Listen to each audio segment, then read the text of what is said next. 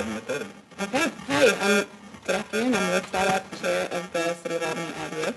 Our name is all members are present. And the first order of business is to ask for a motion to read the reading of the minutes and accept as presented. Can I get a second? Second. All in favor? Aye. All right. Now we go to the report of the Tom Novitucci can do this too. Yes, within your packets, the summary of the monthly activity of the ADU. Anybody has any questions on it? Open to answer questions.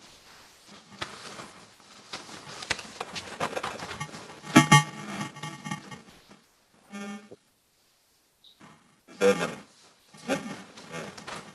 All right, thank you very much. Next item is no unfinished business, so we'll turn to new business, and this pad for LLC. For that, assuming that this isn't because we're not streaming perfectly. We are streaming, we're not streaming perfectly. So do we need to wait a second to do that? Okay? Sorry, everybody. Perfectionism from out of the Noted. You know me.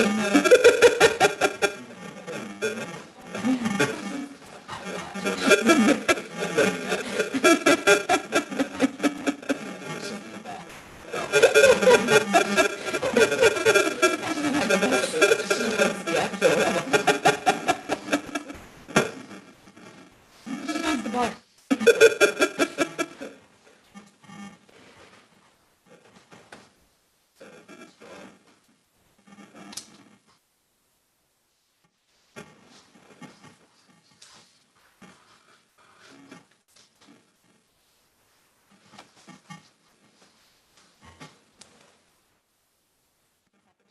The conference from IT upgrade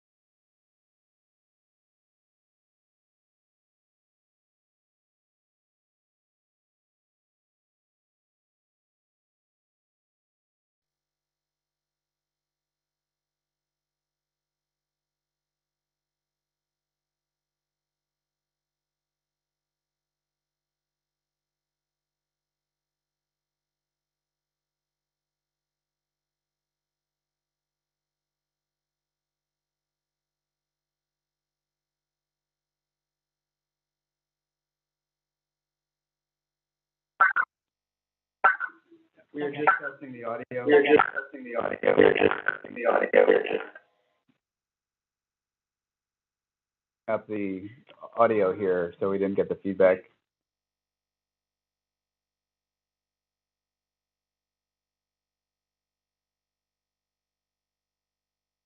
We are just testing the audio again.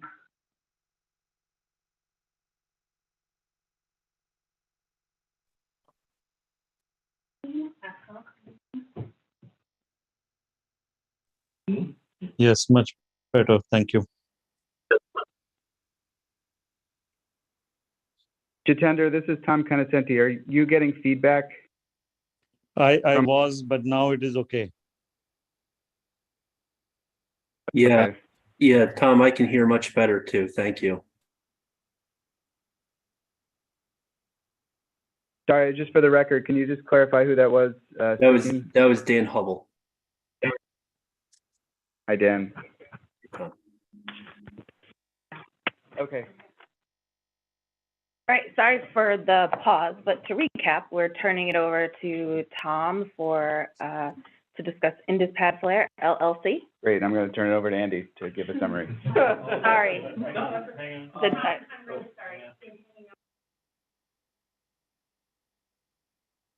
I'm sorry.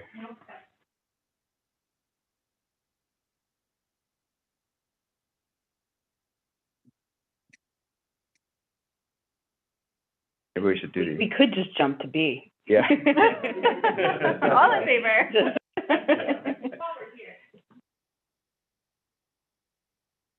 We didn't stage this, I swear. No. We approved it at the committee meeting last week, Sarah. I mean, this is really dramatic.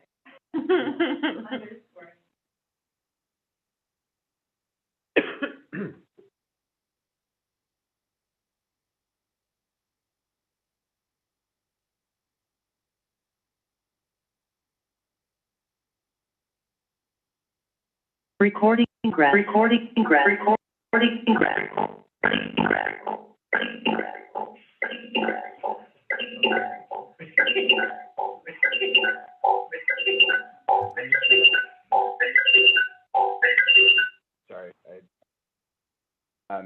You don't like that?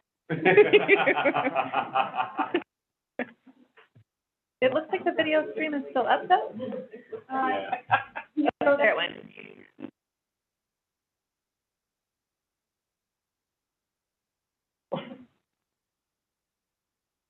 apologize, we're having some technical difficulties today.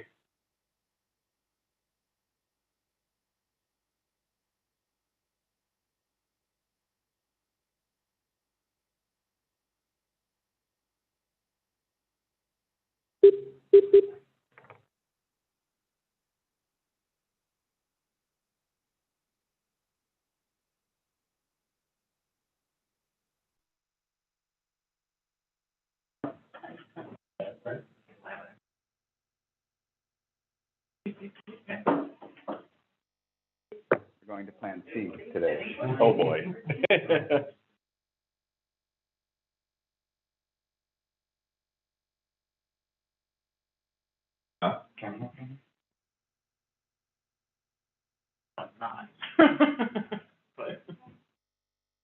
Nothing.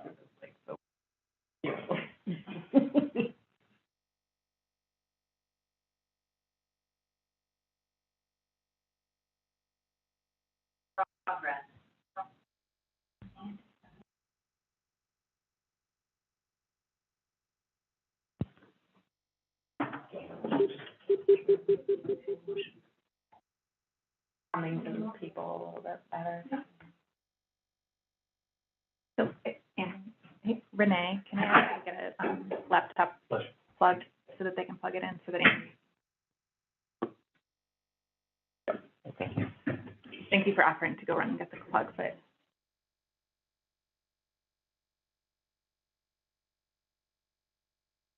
All right. So we're just going to test the audio again, and can I just ask the folks on Zoom to just confirm that you can hear us clearly?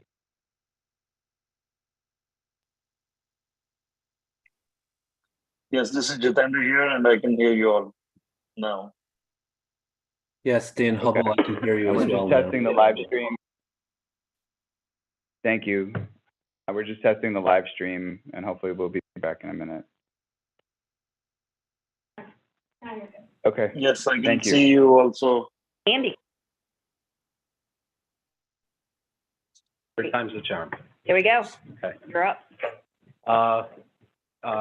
The project in front of the board today is Induspad LLC. That project involves the new construction of an approximate 75,000 square foot distribution facility off of New Carner Road in the city of Albany. This previously introduced to the Finance Committee, was discussed at the Finance Committee level. A public hearing was held. No public comments were received. And in front of the board today are approving resolutions. Of note, representatives of the project are here with us both in person and on Zoom that can answer any questions the board may have. Any questions? Just pretty straightforward. Yep. Just mortgage recording and sales tax exemptions. We do all three resolutions at once. I would prefer if you did them. It's actually, those are only two resolutions. The first is a summary, so I would. Oh, sorry. I would actually prefer that you do the secret resolution on its own and the approving resolution. Sure. May I get a motion for the seeker resolution? So moved. Second. I'll second. All in favor? Aye. And may I get a motion for the approval of the resolution? Move. Second? Second. All in favor? Aye. Thank you very much. Filling day for you. Thanks, everybody. Thank you. Thank you. Thank you. Thank you. Item B, can I get a motion?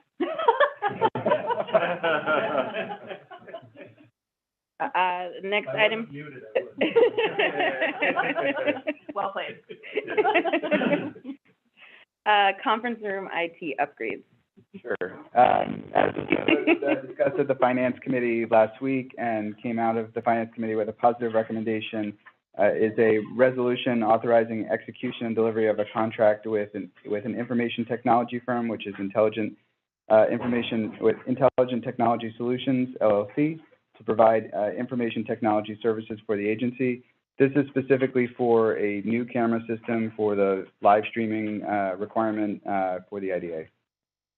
And all the sort of setup services that go along with that. Really justify this.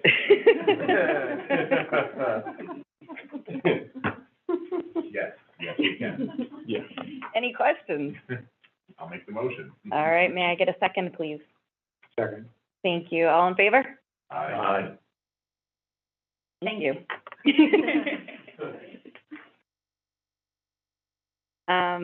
And the final item on the agenda is annual reporting. So included in the materials is a number of different items which we'll go through and for review and acceptance of. The first one is a copy of the draft 2022 financial statement results. This is coming out of the audit committee, came out of the audit committee with a positive recommendation. This is the audit that was performed by Teal Becker Chiaramonte, which was a clean audit, as has been in the past, and no concerns that were raised by the auditors at the audit committee. Included is a summary and a copy of the draft audit. We are working with the auditors to wrap this up this month. Okay. Any questions for anyone on board? Any motion to accept it? Yes. Okay. Can I get a second, please? Thank you. All in favor? Aye. All right, annual report. The next item is the Paris report, or the annual report.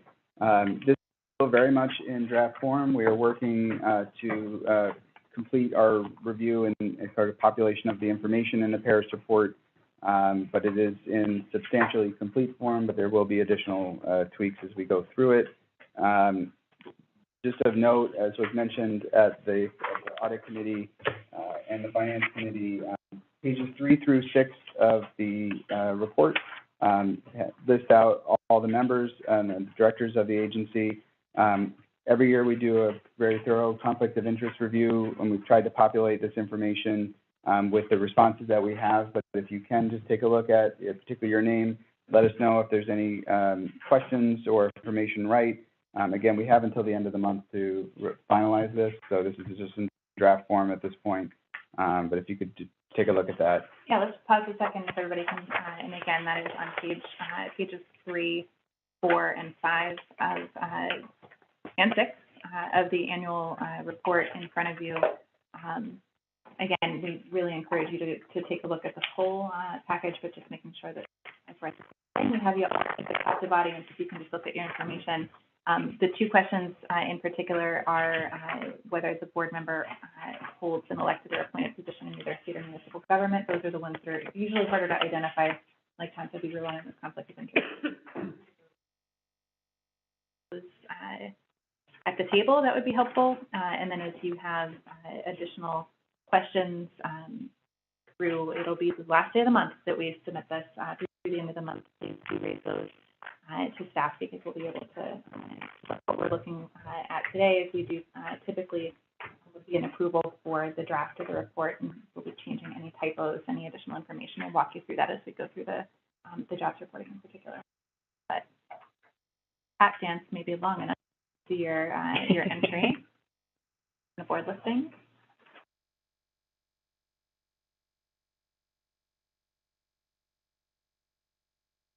Great. So then the rest of the report, after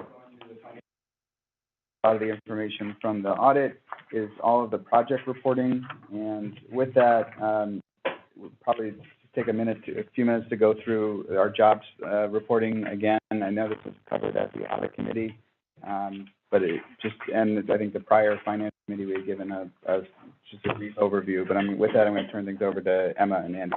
And really, we've done a great job of compiling all the information today. By way of introduction, though, I do, if everyone can turn to page 18, for instance, of the report, you'll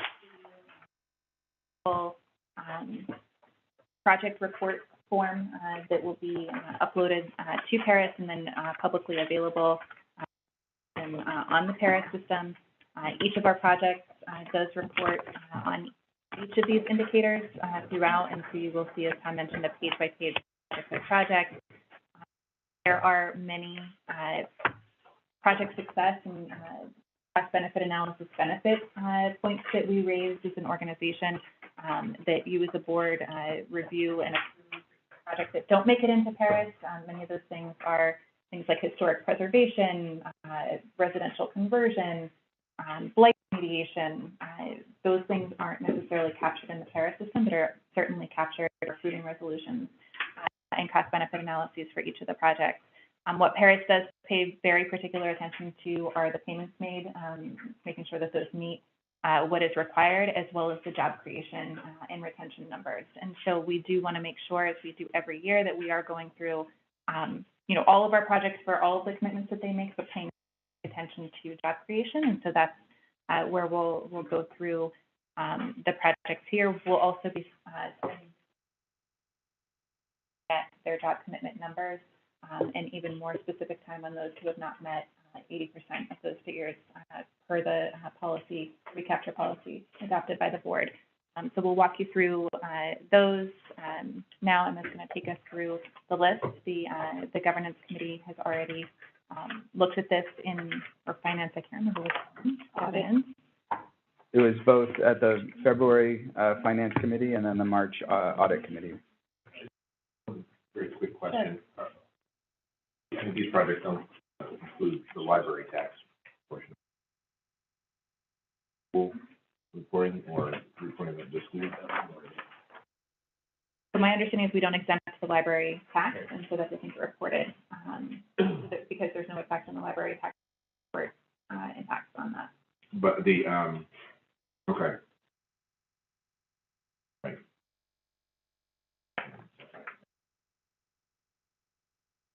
So thanks, Sarah. So it's kind of a brief overview. We have 71 active straight lease projects. We'll start with those. We'll also go into the, but for our IDA active straight lease projects, 66 of those projects reported at least a draft version. So we are in pretty good shape there. We are working with our outstanding projects to reel in any reporting as necessary. We're working with Hodgson and Rust where appropriate to get the information we need for Paris by the end of the month. Our Paris reporting, like Sarah said, is through the end of the month, so this is a kind of splitting document. There will be changes up until probably the 31st until we hit submit, but we are all working diligently to make sure we submit accurate information. So of our 71 straight lease projects, we're above the top numbers. 80% is the number we review it per our IDA bylaws. So only 5. I do just want to just point out, we review all of them. We review all of them. For those that we have required to review any project reporting under 80%, we'll be highlighting both those with the recapture policy and without. Emma's going to note which ones we're about. We do, just again, first and public record, we review every single project, and we do require each active project to provide a jobs reporting form that documents not only the jobs created and retained for the year, but also the rationale behind any discrepancy, either positive or negative. So if someone is reporting many, many more jobs beyond what they want answers for that. Sorry, Emma. No, thank you. turn to this large sheet, if everybody's got that, this is a good one. And of those jobs that are underreporting, only 5 have a recapture bin in place. So I'll point those out as we go. So we'll start on line 2. There's all the way to your left, we'll have numbers. Those are just for the purpose of making it easier to identify which project we're talking about so you can follow along. Line 2, this is 1475 Washington Ave. This is the purpose-built student housing. They have reported 5 jobs instead of 7 committed jobs, so they're at 71%. They've had some water damage, increases in property insurance, and have been trying to collect delinquent rent. And as part of that, they've kind of cut their budget to balance it, and they're managing the project with 5 staff. We will get down to project 11. So that's 140 Street. This is a conversion that was into the Renaissance Hotel. This project, they are reporting at 62% of their committed jobs. This is, with a hotel. We've kind of spoken to the beneficiaries here the year before and this year. They are having a positive trend from the prior years, but with the impacts of COVID, they really, had fewer special events, fewer meetings, and they've had to cut some of their programs, reduce the number of staff, change kind of the way their operations worked. However, they are the highest they've been since 2020. So they're really trending in the right direction. We're happy to see that. Project 13, this is going to be 40 Steuben. So for 40 Steuben, there are reporting at 0% of the 3 committed jobs. This is a commercial space that they've been active marketing the commercial space. It has not been tenanted. They've been working with real estate brokers, a downtown bid, have active listings as well. As I go, feel free to stop me with any questions. Project 16 is going to be 4 to 6 Sheridan. So this was a conversion to a mixed-use retail and residential project that had committed 25 jobs. They are reporting at 0% of those committed jobs. The restaurant that's as part of that project did not reopen after COVID. However, they are still paying rent. So the tenant is still, has a lease in the space and is paying rent, but they have not resumed operations, so there are no jobs in that space. Project 17, this is 581 Livingston Avenue. We are working with Hodgson to secure reporting on this one, so we will have an update for you before the 31st.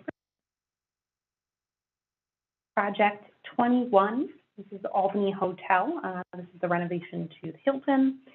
So this job, very similar to the last hotel project we talked about, is reporting at 74% of their committed 106 jobs. They reduced their operations. Due to COVID, they've reduced food and beverage operations, have kind of changed the way they handle room cleaning and have eliminated some amenities. They are similar to the last hotel at the highest number they've been since 2020. So again, we're seeing our hotels increase back to where they were at the beginning of before COVID. So we're trending in a direction very positive. Project 22, Albany Medical Science Research. This is commercial office space for the biomedical sciences. We are working with Hodgson Russ to secure reporting for this project. So a nuance here, this project is, the building is now owned by the pharmacy. We received guidance that, particularly a snapshot as of December 31st of the reporting year. It was no longer, whatever we have it listed here on is the name. At December 31st, the guidance though is that whenever the happened and whenever the pilot terminated, those are the numbers, and so we're back and forth with the previous owner of the property attempting to get rid from something that happened ago. And so that's the challenge there. Hodgson Russ has been chasing that down for us to try to help them understand that we've really We'll move down to project 28. This is Fuller Road Management Corp. So they are reporting 29 of the 250 committed jobs. The note here is that there are 415 people with access to the property with key card access. The number of full-time equivalents has dropped due to the relocation of a major tenant. The Board of Directors for Fuller Road Management Corporation did authorize the sale of the facility. Project 34, Sheridan Hollow Enterprises. This one is reporting at 75% of the 16 committed jobs. They have some part-time employees, and there's been, they've noted that the tenants in the space have had trouble actually hiring. So it's not that there's not the need for employees on site, but they are struggling to fill the open positions. Project 37, TMG Albany. This project is reporting at 40% of the committed 5 jobs. They are in the process of filling some positions, the superintendent and the maintenance tech. The last we heard 2 weeks ago, they were making progress in the process of trying to hire some candidates. Project 38, 960 Broadway. 2022 was the final year for this project. We are in the process of terminating. They have not reported for 2022 and haven't reported for a number of years. There's also been ongoing litigation with this project. For project, looks like we're missing 39. Project 40, Nipper Apartments. This is another project, the same as 960 Broadway. We are in the process of terminating. 2022 is the final year. There's been ongoing litigation with the project, and they have not reported for this year or some of the prior years. All right. We get to skip down quite a bunch to project 52, 16 Sheridan Ave is reporting at 17% of the 12 committed jobs. The sole tenant there is operating hospitality and is, it's pretty much owner-operated from with some part-time staff. Project 54, 420 Broadway. This project is reporting at 0% of the 2 committed jobs. We are working with the project beneficiary to ensure that is the actual case of what's on site. Project 55, the Swinburne Building. This project is reporting at 50% of the committed 4 jobs. They had, originally intended 4 jobs for maintenance and managing the residential side of this building, the Swinburne Building. They are running efficiently with 2 full-time equivalent employees. The Swinburne Commerce Building, this is project 56. We are working with the project beneficiaries to identify the accurate number of full-time equivalent employees. There's a couple of major tenants, kind of regional, very large tenants who have been a little bit more reluctant to give their information. However, we are making progress with them and expect that we will have reported. Project 57, the REP.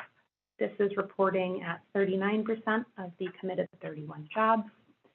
The REP, in kind of opening since COVID and then reopening and recovering, has changed some of the way it's programming. So they are back to fully year-round programming and full seasons. However, they are only operating the cafe, which originally, when it came through the IDA, was intended to be open kind of for daily operations. It's now just open for shows, and that's the main driver behind the decrease in employees. 59, 45 Columbia Street. They are reporting at 0% of the 1 committed job. This is a garage that ended up being automated as part of the position. So originally they were assumed to have an attendant on site, and that position didn't end up needed. Project 64, 61 North Pearl Partners. We are working with the project beneficiary to, get a report on file from them. This project is under construction. We received a draft version this morning. The numbers are not yet input in the sheet in front of you. Project 70. As I said, that the draft report that came in did show construction jobs, as well as, I believe it's going to be 1 full-time equivalent employee. Project 70, Man Realty LLC. This project is under construction. They are reporting at 50% of the 4 committed jobs.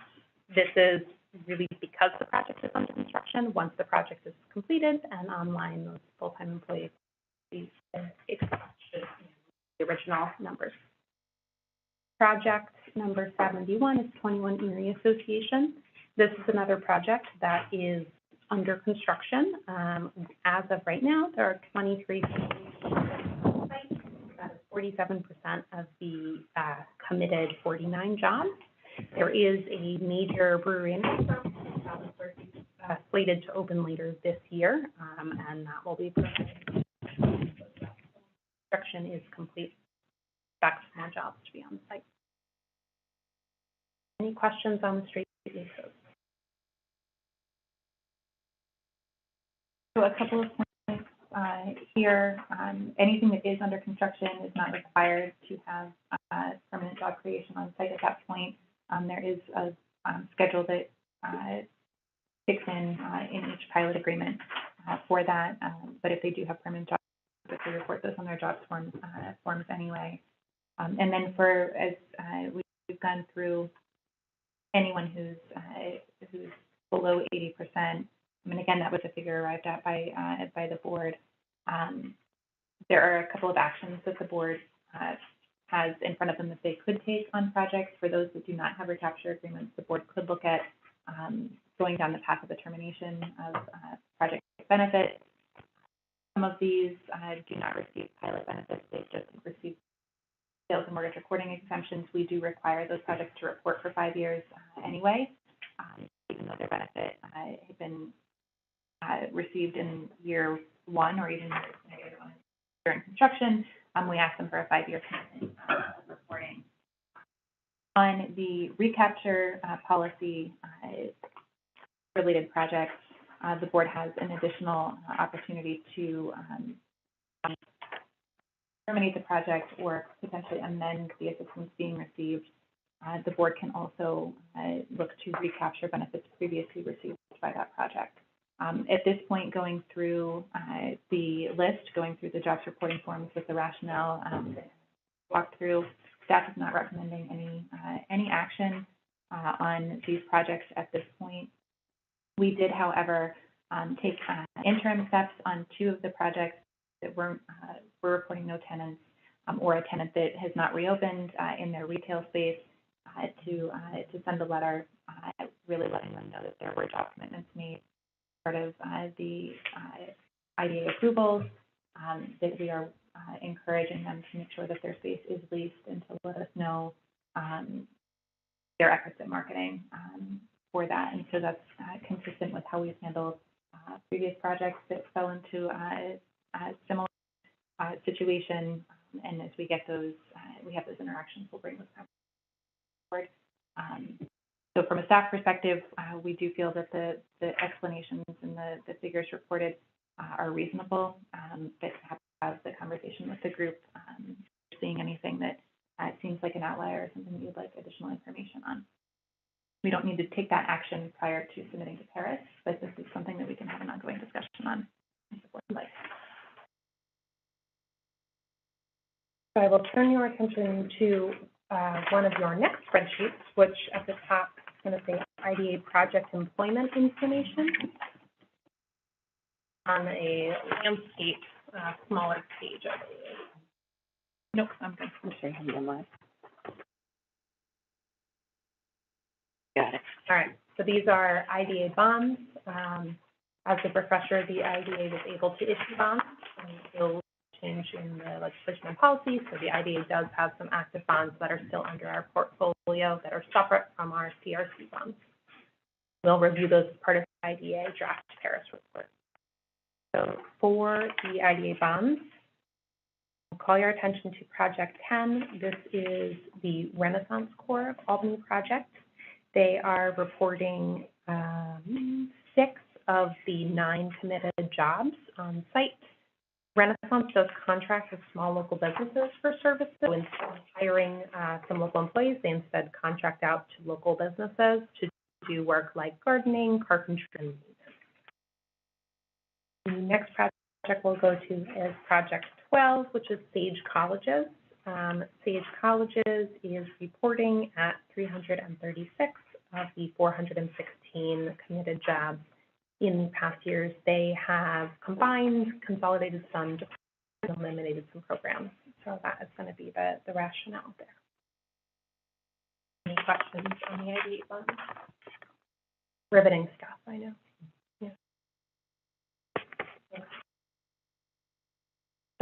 Thank you very much, Emma. So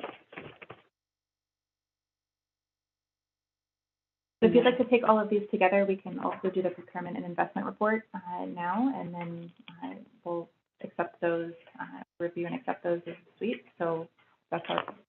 Yeah, I'm fine with that. There, unless you want to say anything about the procurement and investment report, you'll see these are transactions that you've seen throughout the year, and they're reflected accurately in the Paris report. And so those three all get uploaded into the Paris system, so I would take them together. And again, there are probably typos, there are probably fields that have missing data, there are definitely some jobs reporting and the like that will come in before the end of the month. So we would suggest accepting this as a substantial draft of the annual report, procurement report, and investments report for 2022.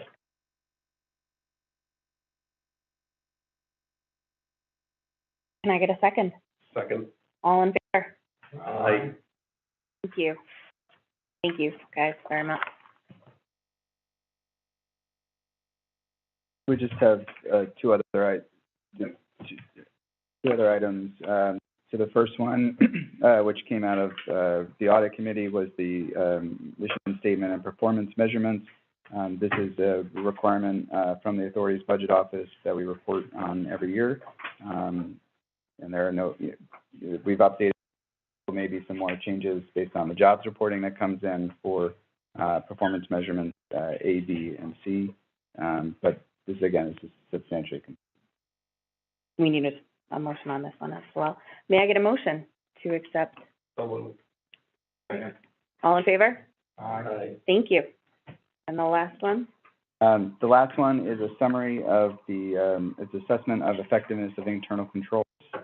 This was also reviewed at the audit committee last week, and it's just kind of a summary of the various internal controls that are within the corporation and the agency rather, and there's been no changes since the audit committee. Any questions? May I get a motion? Moved. And a second? Second. All in favor? Aye. Okay. So that completes the annual reporting portion of the show. We'll now move on to and the agency update. Sure, I have two things under agency update share that I'd speak to quickly. One is in keeping of items that's happening related to the inclusionary policy. Again, we are actively monitoring that and engaged in that abatement schedules necessary to be able to move projects forward. We did, I was able to participate in a number of calls with council members and local real estate developers that happened over the course of the last week. Had some really great questions from council members, really diving more into the numbers and getting it, being able to see the impact that the proposed policy would have on a project pro forma, and the different indicators of green lighting or not a project, most projected returns, but also debt service coverage ratio, which we haven't been able, both internally or through use of our ongoing financial analysis with WZHA to be able to get to pencil out. Those conversations went well. The committee meeting for the council was held very briefly prior to a council caucus meeting that was held. There were additional questions. The mayor spoke using a lot of the analysis that we were able to provide. We did have a local developer that was able to attend and his thinking as a real estate professional. It did, however, move positively out of committee last night as proposed. So we believe that the vote on that will be at the end of the month, following council meeting. we'll continue to try to put maps in front of everyone, and we'll continue to work with Sarah with WZHA to see if there's a way that this agency can solve for the math problem that this has created. Preliminarily, the answer is probably not on most of the projects that we see. What we're seeing right now is that the project can use historic tax credits, so that might be great. But anything that can't is going to be a challenge, and so we'll work that through. So that may change the way that the standardized frameworks look coming through. At this point, that's all I have on inclusionary zoning. And with just speaking of our update to the matrix, I just want to report out that while you don't have anything on your agenda, coming out of the governance committee has been re-engaged and reactivated. We this month did have the committee meet to kick off the project evaluation assistance framework refresh, and so we're able to walk through the existing framework and start talking through some preliminary assumptions, priorities, gearing up for what next month is going to be a really fantastic conversation. Financial assumptions, and so that committee has been active and will only get more so, and we are off to the races. Any questions with that? Into compliance. Staff are looking forward to April.